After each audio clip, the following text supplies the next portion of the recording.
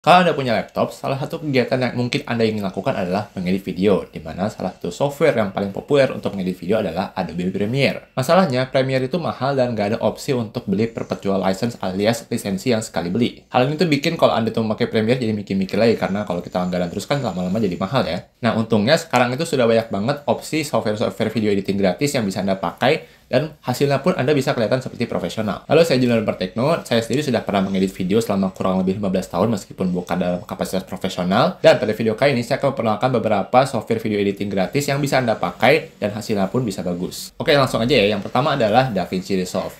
Nah, software video editing satu ini adalah software video editing gratis yang menurut saya itu paling powerful. Toolnya itu sangat lengkap dan segala macam itu bisa di fine tuning, serta untuk color grading ini mungkin adalah salah satu yang paling bagus, bahkan mungkin bisa mengalahkan Adobe Premiere. Kalau Anda bercita-cita suatu hari ingin jadi video editor profesional, DaVinci Resolve yang saya tunjukkan di belakang ini adalah salah satu pilihan yang menurut saya sangat bagus karena dia sudah dipakai untuk beberapa movie kelas blockbuster dan dia juga sudah mendukung beberapa plugin populer seperti Motion FX. Tentunya kalau Anda tuh sudah merasa Anda sudah profesional dan Anda siap untuk bekerja di bidang video editing, Anda juga bisa beli DaVinci Resolve Studio, di mana DaVinci Resolve Studio ini memperkenalkan beberapa fitur baru seperti misalnya rendering ke 4K, kemudian juga ada dukungan GPU, kemudian juga ada efek-efek baru, neural engine untuk face recognition, dan masih banyak lagi. Versi berbayar ini harganya itu $300, tapi menurut saya kalau Anda itu kelasnya mungkin cuma YouTube ya, versi gratis juga sudah sangat-sangat cukup kok. Bahkan channel ini aja, hampir semua videonya itu diedit pada DaVinci Resolve. Nah, tapi bukan berarti DaVinci Resolve itu nggak ada kelemahannya.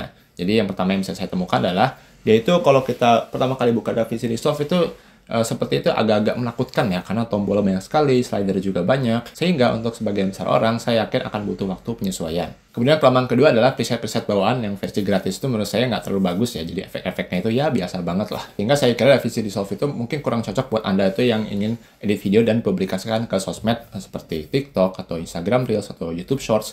Nah, itu menurut saya mungkin agak kurang cocok karena nggak ada efek-efek bombastis, yang efek-efek yang lucu, cantik itu di sini sayangnya nggak ada. Ini efek-efek seperti itu bisa Anda download atau mungkin Anda beli yang studio, tapi ya by default secara bawaannya nggak ada. Dan kelemahan ketiga menurut saya software ini agak berat ya, dimana saya itu nggak terlalu merekomendasikan DaVinci Resolve. Kalau misalnya Anda tuh cuma punya laptop yang Core i3 11 Gen atau Ryzen 3, itu mungkin akan sangat ngadat atau bahkan nggak jalan sama sekali seperti yang pernah saya alami di laptop HP 14S saya. Dan kalau Anda tuh punya laptop gaming yang GPU kuat ya, itu mungkin belum tentu bisa ngebantu karena GPU acceleration itu bisa didukungnya baru kalau Anda tuh beli yang DaVinci Resolve Studio. Oke, itu adalah software pertama. Software berikutnya adalah mungkin Anda sudah pernah dengar juga, yaitu adalah CapCut. Nah, kalau saya bilang CapCut itu mungkin kebalikannya Resolve ya. Jadi kalau Resolve itu toolnya lengkap banget, kemudian juga fine tuningnya juga bisa banyak, color gradingnya juga lengkap. Nah, kalau CapCut itu benar-benar didesain sepertinya itu untuk video-video yang dipost ke sosmednya. Dimana efek-efeknya secara bawaan itu menurut saya sangat-sangat lengkap, sangat-sangat bagus. Dia juga mudah dipakai, dia juga menurut saya cukup ringan ya secara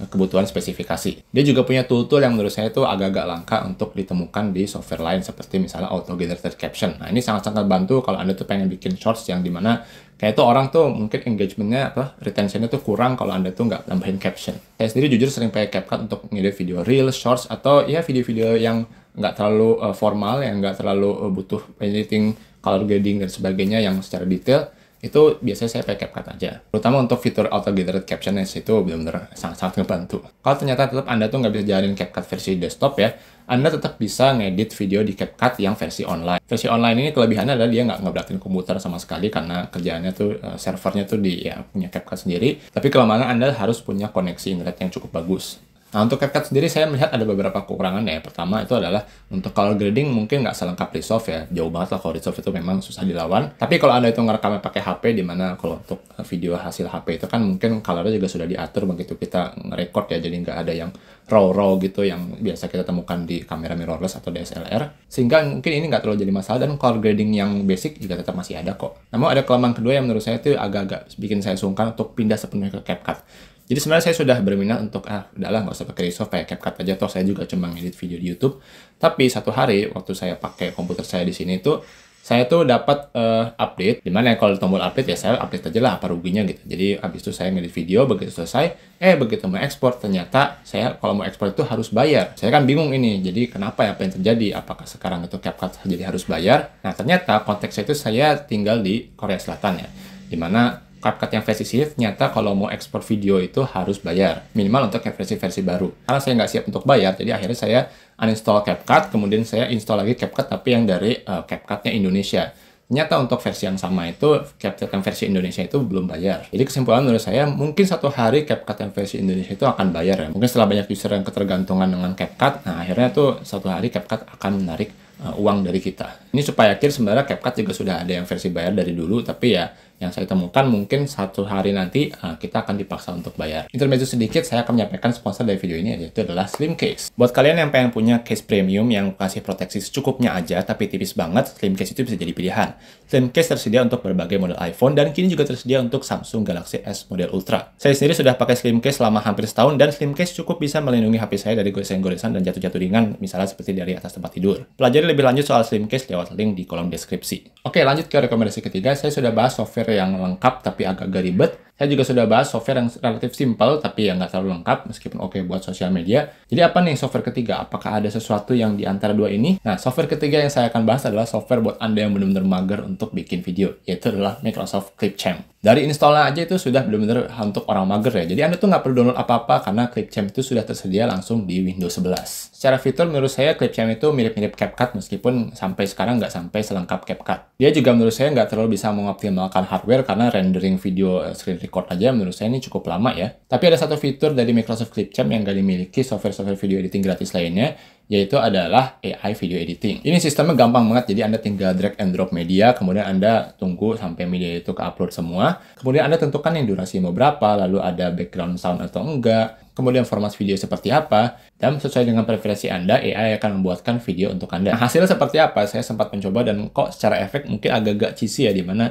efek-efek itu sedikit over the top ya, karena saya mungkin pengennya yang lebih biasa aja. Tapi tetap ada yang bikin saya kagum. Ini secara konteks ya, ini video yang saya editing adalah video soal kita liburan ya. Dan AI-nya sepertinya cukup berhasil untuk bisa memotong bagian-bagian yang seru aja ya, dimana yang nggak seru itu bisa dibuang aja. Video-video seperti ini mungkin Anda butuhkan kalau Anda itu misalnya Anda bikin kegiatan, misalnya karya wisata kemana, dan mungkin yang memberikan Anda dana itu butuh video sebagai bukti ya. Nah, kalau Anda nggak punya skill editing video, ini bisa jadi pilihan. Dan kalau Anda nggak langsung suka hasil editan dari AI, Anda tetap bisa edit secara manual dari potongan awal yang dibuatkan oleh AI. Nah, bagian berikutnya adalah semacam honorable mention ya, dimana ini adalah software video editing yang menurut saya itu sebenarnya mungkin cukup oke, tapi nggak bisa saya rekomendasikan karena satu dan dua hal.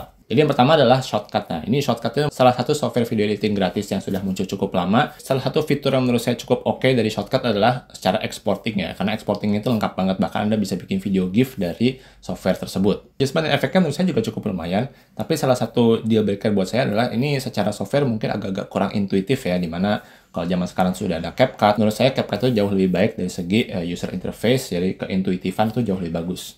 Software kedua adalah iMovie ya, dimana banyak banget di YouTube itu video-video keluarga yang diedit pada iMovie dan sampai sekarang tuh mungkin masih banyak juga yang pakai. Interface-nya simple, cukup mudah digunakan, apalagi kalau cuma buat crop-crop aja, itu sudah lebih dari cukup. Nah, masalahnya iMovie itu hanya tersedia pada device-device Apple ya, seperti MacBook, kemudian iPad, dan juga iPhone. Kalau Anda punya salah satu device itu, menurut saya iMovie bisa jadi pertimbangan. Tapi kalau Anda pengen editing lebih lengkap lagi, di MacBook juga ada CapCut dan juga ada DaVinci Resolve. Oke, demikian aja video dari saya. Apakah Anda punya rekomendasi lain? Silahkan tinggalkan di kolom komentar. Silahkan like video ini jika terasa bermanfaat, subscribe jika tidak ketinggalan konten dari teknologi lainnya. Saya Judah, terima kasih telah menonton.